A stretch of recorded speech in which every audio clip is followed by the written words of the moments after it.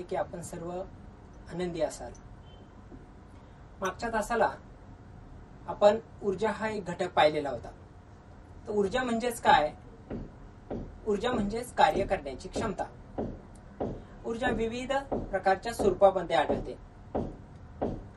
उष्णता ऊर्जा, प्रकाशीय ऊर्जा, रासायनिक ऊर्जा, विद्युत ऊर्जा, ध्वनी ऊर्जा असे ऊर्जेचे विविध प्रकार पडतात. आज आपण या प्रकरणामध्ये उष्णता पाहणार आहोत.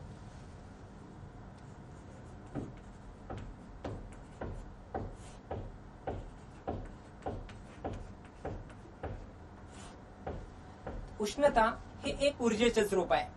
ऊर्जा म्हणजे कार्य करण्याची क्षमता आणि उष्णता हे एक ऊर्जेचे रूप आहे. याचाच अर्थ उष्णतेमुळे सुद्धा विविध प्रकारची कार्य घडून येतात. यामध्ये आपल्याला पाहतो की उष्णता विविध प्रकारच्या स्वरूपामध्ये आढळते.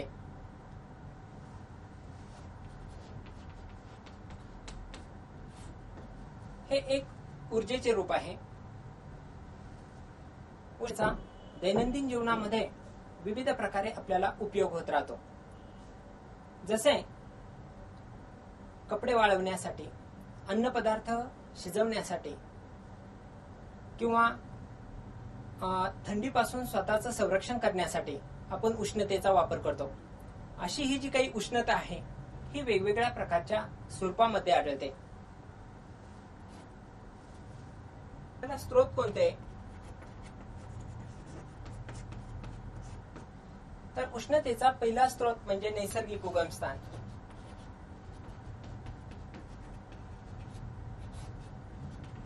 नैसर्गिक स्रोत सूर्य.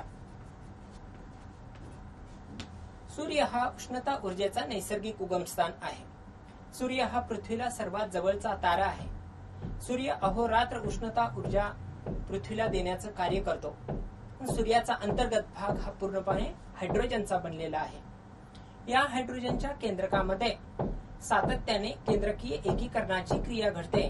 त्यातून हेलियमची केंद्रके तयार होतात आणि मोठ्या प्रमाणावरती उष्णता ऊर्जा बाहेर टाकली जाते की जी उष्णता ऊर्जा पृथ्वीपर्यंत अहोरात्र पोहोचवली जाते. समजा हायड्रोजन अधिक हायड्रोजन यापासून हेलियमची केंद्रके तयार होतात आणि याच क्रियेमध्ये उष्णता ऊर्जा तयार होते. दुसरा स्रोत रासायनिक.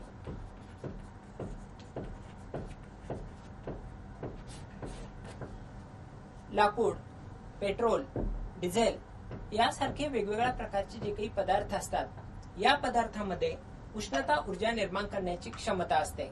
समजा लाकूड असेल तर लाकडामधील जळाऊ घटक हा सेल्युलोज असतो. हा सेल्युलोजच्या ज्वलनानंतर इच्छित कार्य प्राप्त करण्यासाठी आपल्याला उष्णता निर्माण होते. तिसरा स्रोत आहे अणुऊर्जा.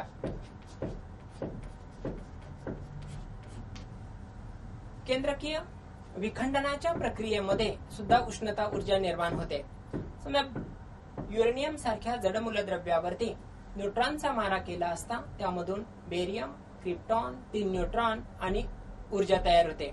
ही ऊर्जा आपल्याला नियंत्रित शृंखला अभिक्रिया मध्येही वापरता येते किंवा अनियंत्रित शृंखला अभिक्रिया ज्या तयार होतात त्यामध्ये बोरॉन, स्टील आणि कॅडमियमच्या कांड्यांचा वापर करून आपण त्या नियंत्रित करू शकतो. तर हे उष्णतेचे मुख्य स्रोत. नैसर्गिक स्रोतामध्ये सूर्य हा उष्णतेचा सर्वात महत्वाचा स्रोत आहे. याशिवाय रासायनिक स्रोतामध्ये लाकूड असेल, कोळसा असेल, पेट्रोल, डिझेल यासारखे पदार्थ उष्णता ऊर्जा निर्माण करतात.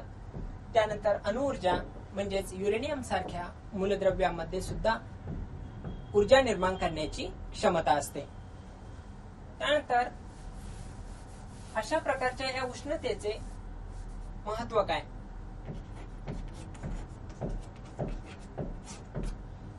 दैनंदिन जीवनामध्ये सर्व प्रकारचे अन्न पदार्थ आपण जे काही खातो हे अन्न पदार्थ शिजवण्यासाठी आपल्याला उष्णतेचा वापर करावा लागतो.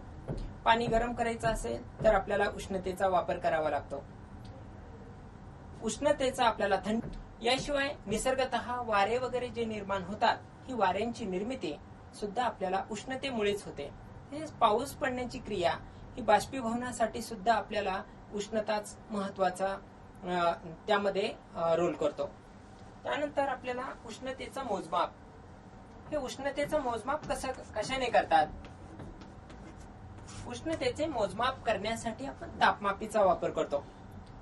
तापमापीच्या सहाय्याने वेगवेगळ्या प्रकारच्या पदार्थाची आपण उष्णता मोजू शकतो. समजा उदाहरणार्थ आपण डॉक्टरांकडे गेलो तर डॉक्टरांकडे तापमान मोजण्यासाठी जे उपकरण असतं त्याला ज्वरमापी असे म्हणतात. तर हे तापमान मोजण्यासाठी तापमापी, ज्वरमापी यासारख्या उपकरणांचा वापर केला जातो. उष्णतेचे मोजमाप हे कोणत्या एककामध्ये करतात? तर उष्णतेचं मोजमाप करण्यासाठी आपल्याला अंश सेल्सिअस या एककाचा वापर केला जातो. हे अंश सेल्सिअस किंवा किलो कॅलरी किंवा कॅलरी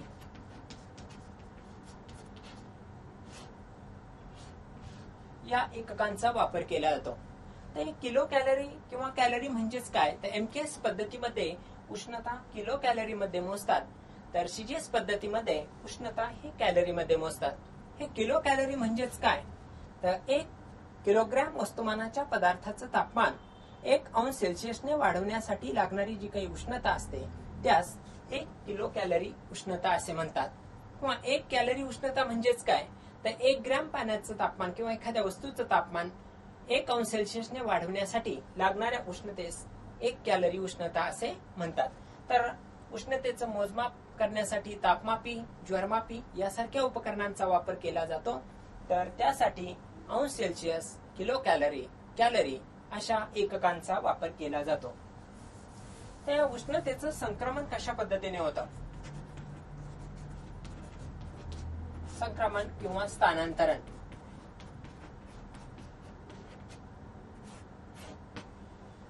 हे उष्णतेचं संक्रमण किंवा स्थानांतरण म्हणजे नेमकं काय?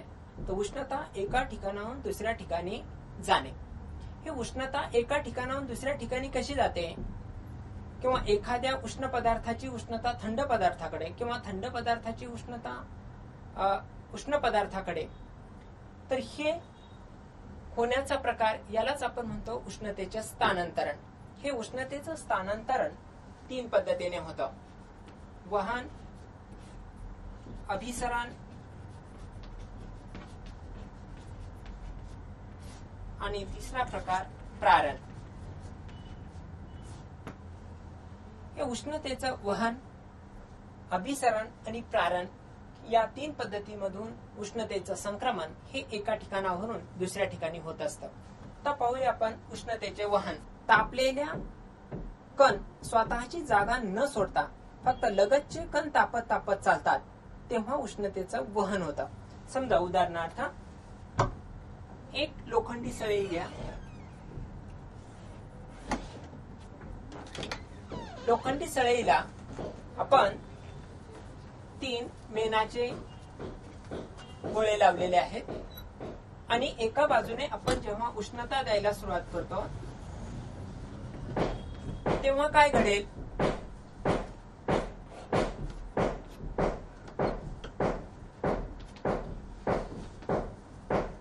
या सळईला जेव्हा आपण उष्णता द्यायला सुरुवात करतो तेव्हा प्रथम या ठिकाणचे कण तापतील आणि नंतर हे असे लगतचे कण कण तापत तापत पुढे चालतील. प्रथम ही गोळी वितळेल आणि ती खाली पडेल. नंतर पुन्हा पुढे पुढे हे कण तापत तापत जातील. नंतर ही गोळी वितळेल आणि खाली पडेल. अशाच पद्धतीने हे कण तापत तापत जातील आणि नंतर ही शेवटी गोळी पडेल आणि नंतर एक वेळ अशी येईल की आपल्या हातालाही चटका बसायला लागेल. याला उष्णतेचं वहन. यामध्ये प्रत्यक्ष वस्तूच्या कणांचे स्थानांतरण न होता लगतचे कण तापत चालतात. हे लगतचे कण तापत जाऊन जे काही उष्णता स्थानांतरित होते यालाच आपण उष्णतेचं वहन म्हणतो. आता हे उष्णतेचं वहन कोणामध्ये होतं? तर उष्णतेचे वहन हे स्थायरूप पदार्थामध्ये होतं. स्थायरूप पदार्थामध्येच फक्त उष्णतेचं वहन होतं. त्यानंतर सुवाहक पदार्थामध्ये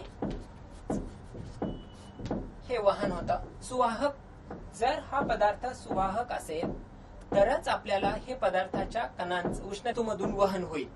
समजा उदाहरणार्थ तांब्याची सळई आहे किंवा लोखंडाची सळई आहे तर हे उष्णतेचे सुवाहक आहेत. यामधूनच आपल्याला अशा प्रकारची वहनाची क्रिया घडेल. उदाहरणार्थ आपण पाहतो की रेल्वे रूळ वगैरे जे असतात हे रेल्वेचे रूळ जोडले जात असताना असे यामध्ये थोडासा गॅप ठेवला जातो. दोन लोखंडी पट्ट्या जोडत असताना इथे गॅप हा रेल्वेच्या रुळामध्ये का ठेवलेला असतो? तर उन्हाळ्यामध्ये हे लोखंडी असतात, हे सुवाहक आहेत, उष्णतेमुळे ते प्रसरण पावतात आणि जर उन्हाळ्यामध्ये ते जर जास्त प्रमाणात प्रसरण पावले आणि ते जर एकमेकांच्या अगदी तर ते एकमेकावरती आदळतील आणि नंतर ही रेल्वेची लाईन ही अशी वक्र होईल. हे होऊ नये म्हणून आपल्याला रेल्वेचे रूळ जोडले जात असताना त्यांच्यामध्ये ठराविक प्रमाणामध्ये अंतर ठेवले जातं. हे वहन हे स्थायरूप पदार्थामध्ये होतं. वहन हे धातूमध्ये सुवाहक धातूमध्ये होता. वहन होत असताना प्रत्यक्ष कणांचं स्थानांतरण न होता लगतचे कण तापत जातात आणि लगतचे कण तापत जाऊन पदार्थ तापला जातो. या प्रयोगामध्ये आपण पाहिले की धातूच्या सळईला जर उष्णता द्यायला सुरुवात केली तर प्रथम या ज्योतीच्या जवळचे कण तापत जातात आणि नंतर हे लगतचे कण तापत जाऊन क्रमाने या मेणाच्या गोळ्या वितळून खाली पडायला लागतात आणि शेवटी आपल्या हाताला चटका बसतो. या ठिकाणी प्रत्यक्ष कणांचं स्थानांतरण होत नाही. तर हा उष्णतेच्या संक्रमणाचा पहिला प्रकार आहे, याला म्हणायचं वहन. त्यानंतर दुसरा प्रकार जो आहे तो म्हणजे अभिसरण.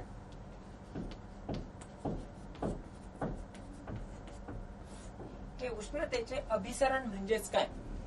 अभिसरण कोणामध्ये होतं? तर अभिसरण हे आपल्याला द्रवरूप पदार्थामध्ये होतं, तसेच ते वायुरूप पदार्थामध्येही होतं. यामध्ये सुद्धा वहनाप्रमाणेच माध्यमाची आवश्यकता असते. आता समजा उदाहरणार्थ अभिसरणामध्ये हा एक बीकर आहे, यामध्ये आपण पाणी घेतलेलं आहे आणि त्याला उष्णता द्यायला सुरुवात केली. तर प्रथम तळाकडचे कण तापतील की ज्या ठिकाणी ज्योतीला ते जवळ आहेत, हे तळाकडचे कण तापतात. हे तापलेले कण हलके होतात. हलके झाले म्हणजे त्यांची घनता कमी होते. ते तापलेले कण वरती येतात आणि वरचे जड कण ज्याची घनता जास्त असते ते तळाकडे येतात. या ठिकाणी प्रत्यक्ष कणांचे स्थानांतरण होते. अभिसरण या प्रकारामध्ये उष्णता देत असताना पदार्थाच्या तापलेले कण स्वतःची जागा सोडतात आणि ते वरच्या बाजूला येतात. तर तापलेले कण हे वजन हलके होतात, घनता कमी होते, त्यामुळे ते वरती येतात. अशा प्रकारच्या उष्णतेच्या स्थानांतरणाला म्हणायचं अभिसरण. वस्तूचे तापलेले कण प्रत्यक्ष जागा सोडून दुसरीकडे जातात आणि त्यांची जागा दुसरे जड कण घेतात. अशा प्रकारच्या उष्णतेच्या स्थानांतरणास अभिसरण असे म्हणतात. हे अभिसरण हे द्रवरूप पदार्थामध्ये होते, तशाच पद्धतीने ते वायुरूप पदार्थामध्ये सुद्धा होते. वायुरूप पदार्थामध्ये सुद्धा प्रत्यक्ष उष्णतेमुळे तापलेले कण स्वतःची जागा सोडून दुसरीकडे जातात आणि त्यांची जागा घेण्यासाठी थंड कण त्या ठिकाणी येतात. उदाहरणार्थ पाहता अभिसरणामुळेच वाऱ्यांची निर्मिती होते. ही वारे निर्मिती कशी होते?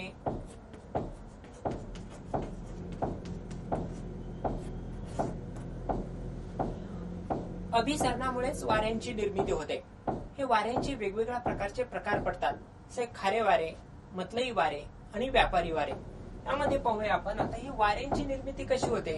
तर उष्णतेमुळे जेव्हा हवा तापते, तापलेली हवा हलकी होते, हलकी झालेली हवा वरती जाते आणि तिची जागा भरून काढण्यासाठी दुसरीकडचे थंड वारे त्या ठिकाणी येतात आणि त्यामुळे वारे वाहू लागतात. त्या ठिकाणी आपण वाऱ्यांच्या निर्मितीमध्ये पहिला प्रकार पाहूया, खारे वारे. हे खारे वारे म्हणजेच काय? हे केव्हा घडतात? समजा उदाहरणार्थ ही जमीन आहे आणि हा समुद्र आहे. जमीन आणि हा समुद्र. दिवसा काय घडतं? सूर्याच्या उष्णतेमुळे ही सूर्याची किरणं जी आहेत ते जमिनीवरती पडतात, समुद्रावरती पडतात. तर दिवसा जमीन लवकर तापते पाण्याच्या तुलनेमध्ये जमीन लवकर तापते. तापलेले कण वजनाने हलके होतात, हलके झालेले कण वरती जातात आणि या ठिकाणी पोकळी तयार होते. ही पोकळी भरून काढण्यासाठी समुद्रावरचे वारे जमिनीकडे वाहू लागतात. यालाच खारे वारे असे म्हणतात. समुद्राचं पाणी खारट असतं म्हणून त्याला आपण खारे वारे म्हणू. या ठिकाणी खारे वारे म्हणजेच काय? खारे वारे दिवसा तयार होतात. दिवसा समुद्राच्या पाण्याच्या तुलनेत जमीन जास्त तापते. तापल्यामुळे त्यावरची हवा तापते. हवा तापली की ती हवा वरती जाते, हलकी होऊन ती हवा वरती जाते आणि तिची जागा भरून काढण्यासाठी समुद्रावरील थंड वारे जमिनीकडे वाहू लागतात. या वाऱ्यांना खारे वारे असे म्हणतात. खारे वारे किंवा दिवसा वाहतात कुठून? समुद्राकडून जमिनीकडे. याच्या उलट दुसरा प्रकार जो आहे तो म्हणजे मतलई वारे. ते मतलई वारे म्हणजेच काय? मतलई वारे, समजा ही जमीन, याच आकृतीचा वापर करूया. ही जमीन आहे, हा समुद्र आहे. रात्रीच्या वेळी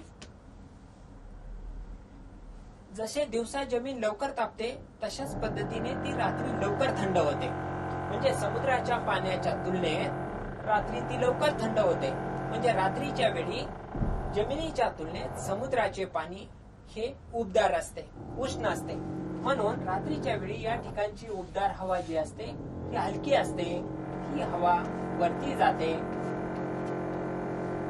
आणि तिची जागा भरून काढण्यासाठी या ठिकाणची जी काही पोकळी आहे ही भरून काढण्यासाठी जमिनीवरील थंड वारे समुद्राकडे वाहू लागतात. या वाऱ्यांना मतलई वारे असे म्हणतात. मतलई वारे रात्रीच्या वेळी तयार होतात. रात्रीच्या वेळी दिवसाच्या तुलनेमध्ये समुद्राचे पाणी हे उबदार असते आणि रात्रीच्या वेळी जमीन लवकर थंड होते. त्यामुळे समुद्राचे पाणी जे थोडे उबदार असते, ती हवा हलकी असते, ती वरती जाते आणि तिची जागा भरून काढण्यासाठी जमिनीकडून समुद्राकडे वारे वाहू लागतात. या वाऱ्यांना मतलई वारे असे म्हणतात. तिसरा प्रकार जो आहे तो म्हणजे व्यापारी वारे. हे व्यापारी वारे म्हणजेच काय? तर सूर्य जेव्हा विषुववृत्ताच्या जवळ असतो, ही विषुववृत्त, सूर्य जेव्हा विषुववृत्ताच्या जवळ असतो तेव्हा सूर्याची किरणे विषुववृत्तावर जलद पोहोचतात. त्या ठिकाणची हवा तापते. ती तापलेली हवा वरती जाते आणि तिची जागा भरून काढण्यासाठी उत्तर ध्रुव आणि दक्षिण ध्रुवाकडचे वारे हे विषुववृत्ताकडे वाहू लागतात. तेव्हा या वाऱ्यांना व्यापारी वारे असे म्हणतात. जेव्हा सूर्य विषुववृत्ताच्या जवळ येतो तेव्हा विषुववृत्तावरील हवा तापते. त्या ठिकाणची हवा हलकी बनते. ती हवा वरती जाते आणि तिची जागा भरून काढण्यासाठी उत्तर आणि दक्षिण ध्रुवावरील वारे विषुववृत्ताकडे वाहू लागतात. तेव्हा या वाऱ्यांना व्यापारी वारे असे म्हणतात. तर हे सर्व वाऱ्यांची निर्मिती जी आहे ही अभिसरणाच्या प्रक्रियेमुळेच घडते. म्हणजे जर अभिसरण झालं नसतं, वायुरूप पदार्थ उष्णतेमुळे त्यांच्यावर हा परिणाम झाला नसता तर वाऱ्यांची निर्मिती झाली नसते. पुढचा प्रकार जो आहे प्रारण. तर उष्णतेचे प्रारण म्हणजेच नेमकं काय? तर जसं उष्णतेचे वहन होण्यासाठी स्थायरूप पदार्थ आवश्यक असतो, तो सुवाहक असावा लागतो, म्हणजे माध्यम आलं. अभिसरण होण्यासाठी द्रवरूप पदार्थ असावा लागतो किंवा तो वायुरूप पदार्थ असेल तरी त्याच्यामध्ये अभिसरण घडतं. आता हे प्रारण म्हणजेच काय? तर जेव्हा कोणतं एखादं माध्यम त्या ठिकाणी असो किंवा नसो तरी सुद्धा उष्णता एका ठिकाणावरून दुसऱ्या ठिकाणी जाते, तेव्हा अशा प्रकारच्या स्थानांतरणास किंवा संक्रमणास प्रारण असे म्हणतात. समजा उदाहरणार्थ आपण शेकोटीच्या जवळ हात घेतला तर आपल्याला उष्णता जाणवते. शेकोटीपासून आपण हात दूर केला तर आपल्याला उष्णतेचं प्रमाण कमी कमी होतं. परंतु या ठिकाणी शेकोटी आणि आपला हात यामध्ये वातावरण आहे, हवा आहे, म्हणून आपल्याला ते माध्यम आहे. परंतु काही ठिकाणी हे माध्यम सुद्धा नसतं तरी सुद्धा आपल्याला उष्णता जाणवते. उदाहरणार्थ सूर्य आणि पृथ्वी. सूर्य आणि पृथ्वी याच्यामध्ये सर्वच ठिकाणी वातावरण नाही. हे पृथ्वी पासून 40 किलोमीटर पर्यंत वातावरण आहे. म्हणजे त्यामध्ये आपल्याला वेगवेगळ्या प्रकारच्या वायूंचं मिश्रण आहे. यामध्ये nitrogen, oxygen, carbon dioxide, helium, neon, argon, krypton, xenon, radon, ozone हे सगळे थर या ठिकाणी आहे. 1 ते 40 किलोमीटर पर्यंत. 40 किलोमीटरच्या वरती 1000 किलोमीटर पर्यंत हे वातावरण नाही. 1000 किलोमीटरच्या वरती पुन्हा काही ठिकाणी वातावरणाचे पट्टे आहेत, काही ठिकाणी नाहीत. म्हणजे सर्वच ठिकाणी हवा नाही. पृथ्वीच्या पृष्ठभागापासून 40 किलोमीटर पर्यंत वातावरण आहे. विविध प्रकारचे वायू त्यामध्ये आहेत. 40 ते 1000 किलोमीटर पर्यंत वातावरण नाही. म्हणजे विविध प्रकारच्या वायूंचं आवरण पृथ्वीभोवती नाही.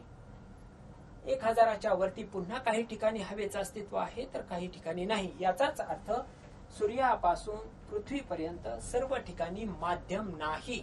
तरी सुद्धा सूर्याची उष्णता पृथ्वीवर पोहोचते. तर ती कशामध्ये? हे इलेक्ट्रोमॅग्नेटिक वेव्ह, हे प्रारणाद्वारे ही उष्णता आपल्यापर्यंत पोहोचते. अशा पद्धतीने उष्णतेचं संक्रमण किंवा स्थानांतरण हे आपल्याला या 3 पद्धतीमधून होतं. उष्णतेचं वहन, उष्णतेचे अभिसरण आणि उष्णतेचं प्रारण. त्यानंतर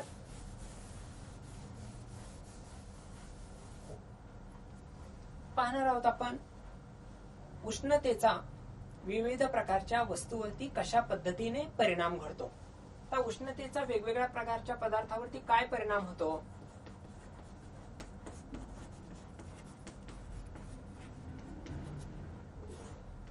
समजा उदाहरणार्थ स्थायरूप पदार्थ असेल. स्थायरूप पदार्थाला उष्णता दिली तर त्याचा द्रवरूप पदार्थ बनतो. द्रवरूप पदार्थाला उष्णता दिली तर त्याचे वायुरूप पदार्थ तयार होतो. उदाहरणार्थ बर्फ असेल. बर्फाला उष्णता दिली तर त्याचे पाणी बनते आणि पाण्याला उष्णता दिली तर त्याची वाफ बनते. तर उष्णतेचा परिणाम नेमका काय होतो? बर्फामध्ये बर्फातले सर्व कण एकमेकाशी अगदी बाइंड असतात पूर्णपणे. हेच आपण उष्णता द्यायला सुरुवात केल्यानंतर हे बर्फातले कण एकमेकापासून विलग व्हायला लागतात. म्हणजे प्रसरण पावतात आणि एकमेकापासून विलग व्हायला लागतात आणि त्याचं पाणी बनतं. पाण्यालाही उष्णता दिल्यानंतर त्यातील कण आणखीनच एकमेकापासून अलिप्त होतात आणि त्यापासून वाफ बनते. तर स्थायरूप पदार्थाला उष्णता दिली तर त्याचा द्रवरूप पदार्थ, द्रवरूप पदार्थाला उष्णता दिली तर त्याचे वायुरूप पदार्थ तयार होतात.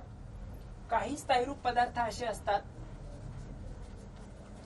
की त्याला उष्णता दिल्यानंतर मध्ये द्रवरूपात रूपांतर न होता एकदम ते वायुरूपात जातात. यालाच संप्लवन असे म्हणतात. उदाहरणार्थ कापूर. कापराला उष्णता दिली असता ते स्थायीतून द्रवरूपात रूपांतरित न होता एकदम वायुरूपात रूपांतरित होतो. या ठिकाणी स्थायरूप पदार्थाचं द्रवरूपात रूपांतर होण्याची जी काही क्रिया आहे यालाच आपण द्रवणांक असे म्हणतो. द्रवणांक म्हणजेच काय? तर ज्या स्थिर तापमानाला स्थायरूप पदार्थाचे रूपांतर द्रवरूपात होते त्या स्थिर तापमानाला पदार्थाचा द्रवणांक असे म्हणतात. उत्कलनांक म्हणजेच काय? तर ज्या स्थिर तापमानाला द्रवरूप पदार्थाचे रूपांतर वायुरूपात होते त्याला पदार्थाचा उत्कलनांक असे म्हणतात. याशिवाय उष्णतेमुळे बाष्पीभवनही घडते. हे बाष्पीभवन म्हणजेच उत्कलन बिंदूच्या अगोदरच द्रवरूप पदार्थाचे वायुरूपात रूपांतर होत असेल तर यास बाष्पीभवन असे म्हणतात. या सर्व प्रक्रिया आपल्याला उष्णतेमुळेच घडतात.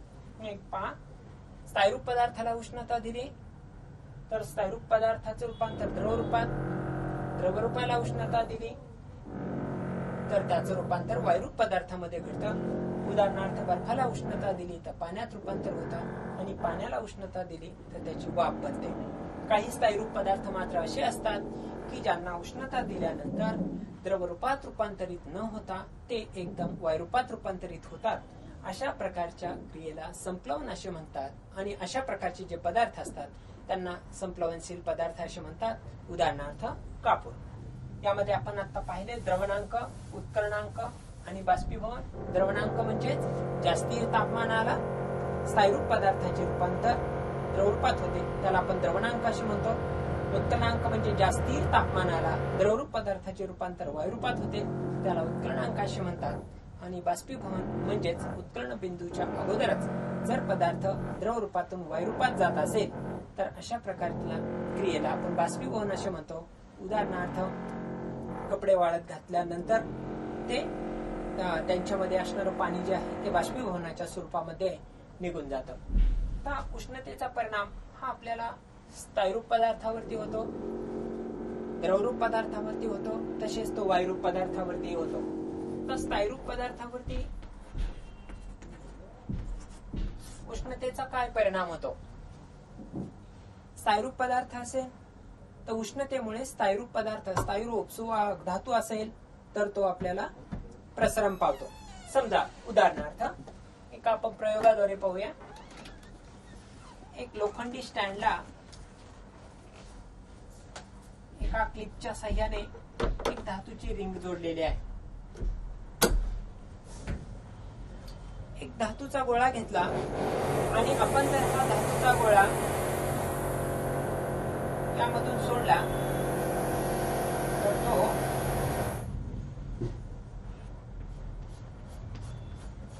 आरपार जातो. धातूच्या गोळ्याला सुवाहक आहे त्यामुळे तो उष्णता शोषून घेतो, परंतु हा अगोदरचा गोळा आहे, याला आपण या कडीमधून जर सोडलं तर तो आपण अशा पद्धतीने रिंग मधून खाली जाईल. परंतु याच गोळ्याला जर आपण उष्णता दिली तर काय घडेल?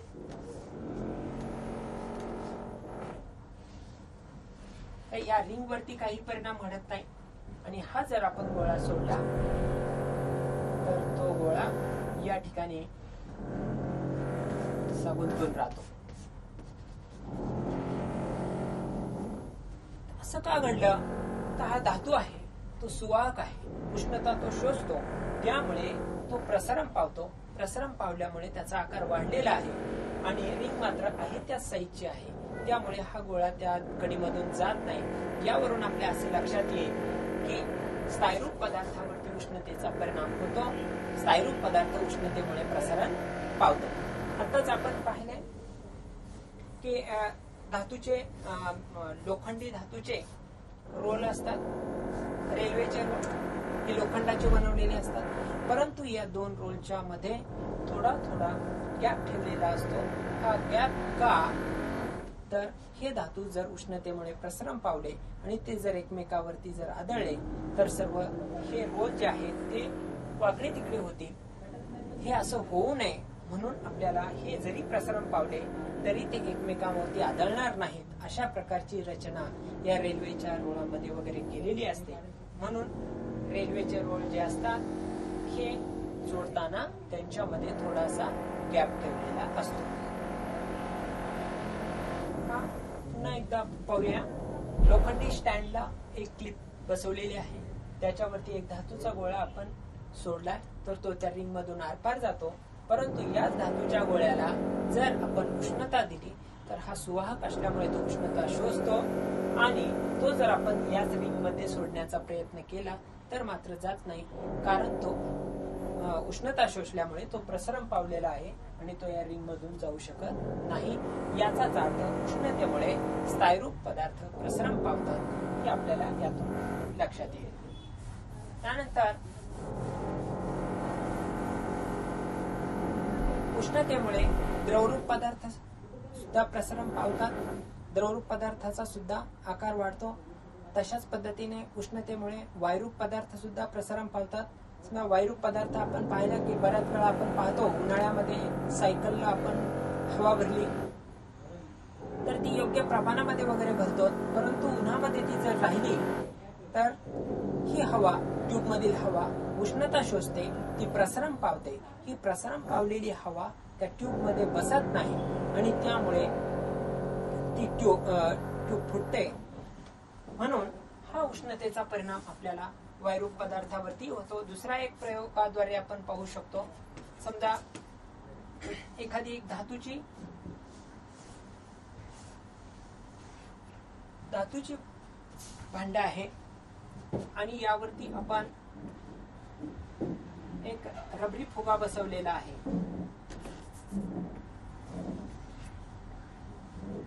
जर आपण या बॉटलवरती फक्त हा रबरी फुगा बसवलाय, परंतु या बॉटलला उष्णता दिली असता या बॉटलमधील हवा ही प्रसरण पावते. ही प्रसरण पावलेली हवा या बॉटलमध्ये बसत नाही आणि ही हवा वरती जायला लागते आणि यामुळे हा फुगा जो आहे तो फुगला जातो.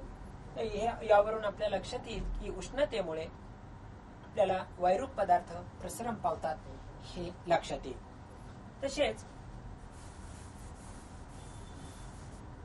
दोन प्रकारचे पदार्थ असतात, म्हणजे उष्णतेचे सुवाहक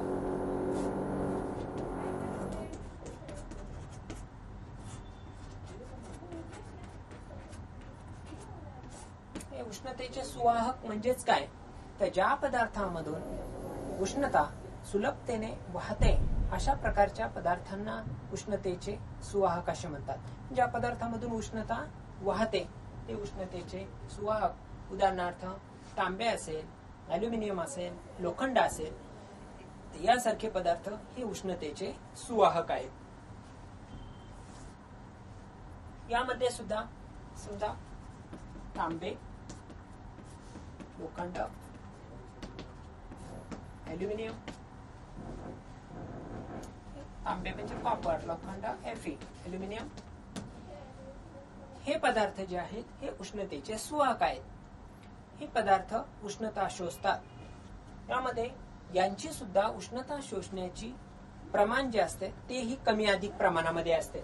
समजा उदाहरणार्थ तांबे, लोखंड आणि अॅल्युमिनियम यापासून बनवलेल्या पट्ट्या असतील किंवा धातूच्या सळया असतील आणि त्यांना आपण एकाच वेळी उष्णता द्यायला सुरुवात केली तरी त्यावरती होणारा परिणाम जो आहे तो वेगवेगळ्या पद्धतीने होतो.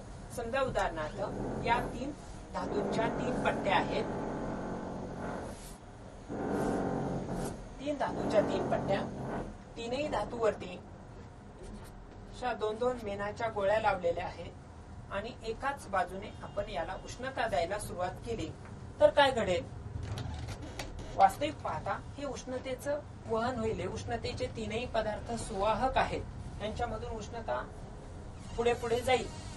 प्रथम 3ही मधले हे मेणाचे गोळे वितळतील आणि ते खाली पडतील.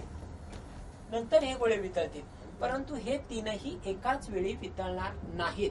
यामध्ये सुद्धा तांब्याची पट्टी जी आहे ती तांब्याची पट्टीचा मेणाचा गोळा जो आहे तो प्रथम वितळेल आणि तो अगोदर पडेल, तर लोखंडाच्या पट्टीचा मेणाचा गोळा हा नंतर पडेल. याचाच अर्थ उष्णता वाहण्याचं प्रमाण हे तांब्याच्या पट्टीतून हे या तिघांमध्ये सर्वात जास्त आहे, तर लोखंडामध्ये मात्र ते सर्वात कमी आहे. हे उष्णतेचे सुवाहक की ज्याच्यामधून उष्णता सुलभतेने एका ठिकाणावरून दुसऱ्या ठिकाणी वाहते. दुसरा हे उष्णतेचे दुर्वाहक.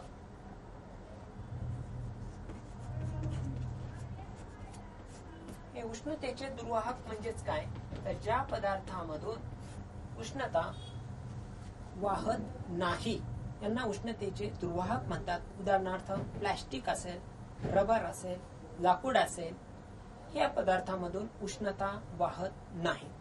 का?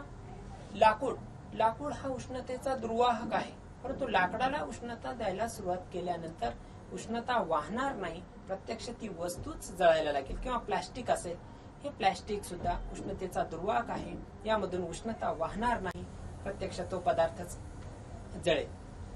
अशा पद्धतीने हे उष्णतेचे सुवाहक व दुर्वाहक पदार्थ असतात. त्यानंतर आपण थर्मास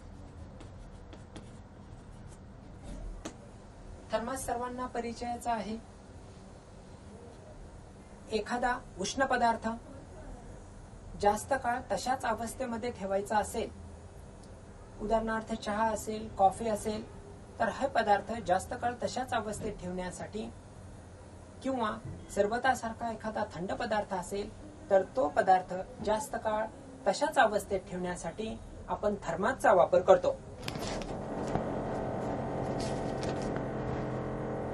हा थर्मासचा शोध जेम्स ड्युआर यांनी लावला, म्हणून त्याला ड्युआर फ्लास्क असेही म्हणतात. यामध्ये दुहेरी भिंत असलेला हा फ्लास्क असतो. यात एकात एक बसवलेल्या काचेच्या सीलबंद नळ्या असतात. त्यावरती चांदीचा मुलामा देऊन ते चकचकीत बनवलेले असतात. या नळ्या दरम्यानची हवा काढून घेतल्यामुळे निर्वात पोकळी असते. नळ्यांचे बाहेरचे संरक्षण बरणी असते आणि बरणी व आतील फ्लास्क यामध्ये रबर किंवा स्पंजचे तुकडे असतात की ज्यामधून उष्णतेचं स्थानांतरण सहजासहजी घडत नाही. आणि अशा या थर्मासमध्ये आपण एखादा उष्ण पदार्थ ठेवला तर तो उष्ण पदार्थ आपली उष्णता बाहेर जाऊ देत नाही, किंवा थंड पदार्थ असेल तर तो थंड पदार्थाला बाहेरच्या उष्णतेचा परिणाम होत नाही. त्यामुळे अशा प्रकारच्या थर्मासमध्ये आपण उष्ण पदार्थ जास्तीत जास्त काळ उष्ण ठेवू शकतो किंवा थंड पदार्थ जास्तीत जास्त काळ थंड ठेवू शकतो. परंतु त्याच्यामध्ये असणारी झाकण वगैरे यामधून थोड्याफार प्रमाणामध्ये हवेचं होणारं स्थानांतरण यामधून काही कालावधीनंतर उष्ण पदार्थ हळूहळू थंड होत जातो. यावरून त्याला उष्णता विनिमयाचे तत्व लक्षात येईल. उष्णता विनिमय म्हणजेच जेव्हा पदार्थाने गमावलेली उष्णता आणि थंड पदार्थाने गमावलेली उष्णता ही समान असते, यालाच उष्णता विनिमयाचे तत्व म्हणतात. नाही, उष्ण पदार्थाने गमावलेली उष्णता म्हणजेच कमी झालेली उष्णता आणि थंड पदार्थाने गमावलेली उष्णता म्हणजे त्याची वाढलेली उष्णता हे दोन्ही समान प्रमाणात असतात. उष्णतेमध्ये म्हणतो की उन्हाळ्यामध्ये आपण पांढऱ्या रंगाचे कपडे वापरावेत तर हिवाळ्यामध्ये रंगीत कपडे वापरावेत. हे उन्हाळ्यामध्ये पांढऱ्या रंगाचे कपडे का वापरावेत तर पांढरा रंग हा उष्णतेचं जास्तीत जास्त परावर्तन करतो, तो उष्णता ऍब्सॉर्ब करत नाही. त्यामुळे आपल्याला उन्हाळ्यामध्ये उष्णतेपासून त्याचं संरक्षण केलं जातं. तर थंडीच्या काळामध्ये कपडे जे असतात हे जास्तीत जास्त उष्णता शोषतात आणि त्यामुळे आपल्याला थंडीपासून संरक्षण होतं. किंवा आपण पाहतो राजस्थानमध्ये जास्तीत जास्त घरांचे रंग हे पांढऱ्या रंगाचे असतात, कारण राजस्थानमध्ये जास्तीत जास्त प्रमाणात वाळवंटी भाग आहे, मोठ्या प्रमाणात उष्णता असते आणि या उष्णतेपासून संरक्षण होण्याच्या दृष्टिकोनातून या भिंतींना पांढरा रंग दिलेला असतो की हा पांढरा रंग त्या उष्णतेचं परावर्तन करत राहतो. म्हणून भिंत आणि पर्यायाने घरातील वातावरण हे जास्त उष्ण होऊ नये यासाठी त्या ठिकाणच्या घरांना पांढरा रंग वगैरे दिलेला असतो. त्यानंतर काही पक्षी वगैरे स्थानांतरण करतात, तर हे सुद्धा उष्णतेच्या होण्याचा परिणाम आहे. उदाहरणार्थ अंटार्क्टिका खंड असेल